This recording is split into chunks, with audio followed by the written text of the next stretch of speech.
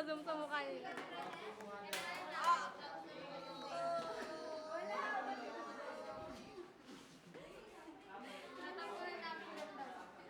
So ano po nangyayari ngayon? Bakit po nakatayo lahat ng tao? Sa North Fairview High School. Kayo pong nangyayari ngayon ang pagkawala ng cellphone ni Jerry Manmacha. Kayo dito sa North Fairview High School. Bandang alas 10 ng umaga. Anong date? Wala na dito. July 2. Tingnan mo ako, wala dito.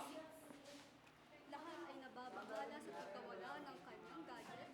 Marahil siya ay wala ng gadget at isa na lang yung gadget niya. Ayan guys.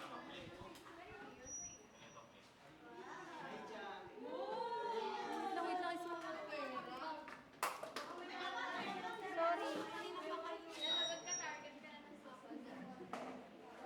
Yaman ka. Nakaw na ang video. Hello